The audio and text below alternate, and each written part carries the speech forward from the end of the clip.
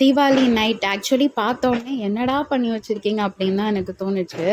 City ஃபுல்லாகவே வந்து full of smoke தான். அதாவது லிட்ரலி வந்து எந்த வண்டி வந்தாலும் தெரியாது, பக்கத்துலேயே ஒரு உருவம் இருந்தால் கூட தெரியாது. அந்த அளவுக்கு வந்து எந்த அளவுக்கு புகை மூட்டமாக இருக்குதுன்னு பாருங்கள். ஓகே, கிராக்கர்ஸ் பர்ஸ்ட் பண்ணுறது ஓகே ஃபைன் தான், ஒரு செலிப்ரேஷன் தான். அதுக்குன்னு என்னடா எல்லாரும் இப்படி கிளம்பிட்டீங்க, ஒரு சிட்டியே வந்து இப்படி புகமூட்டமாக இருக்கிற அளவுக்கு ஊரில் இருக்க எல்லாருமாடா நீங்கள் இப்படி செலிப்ரேட் பண்ணுவீங்க, அதுவும் வெறித்தனமாக செலிப்ரேட் பண்ணுவீங்களா அப்படின்ற மாதிரி தான் எனக்கு மைண்ட் செட் இருந்தது.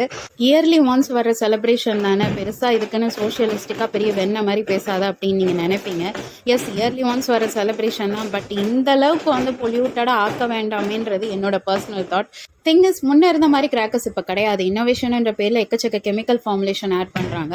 நார்மலாக ஸ்மோக் பண்ணுற சிகரெட்டோட ஸ்மெல்லே வந்து ஹியூமன் ஹெல்த்துக்கு அவ்வளோ இன்டென்ஸ்னா, ஜஸ்ட் ஒரு நாள் செலிப்ரேஷனுக்காக வந்து கிராக்கர்ஸை பர்ஸ் பண்ணி இவ்வளோ பொல்யூட்டடான ஏராக மாற்றிட்டு அதை இன்ஹேல் பண்ணுற நம்ம ஹெல்த் எவ்வளோலாம் அஃபெக்ட் ஆகும் யோசிச்சு பாருங்க. அதுக்கு நான் கிராக்கர்ஸே யூஸ் பண்ணாதீங்கன்னு சொல்ல வரல, கொஞ்சம் அளவாக யூஸ் பண்ணால் என்விரான்மெண்ட்டும் சேஃபாக இருக்கும்ல. இந்த தாட் உங்களுக்கும் தோணுச்சுன்னா சப்ஸ்கிரைப் பண்ணுங்கள்.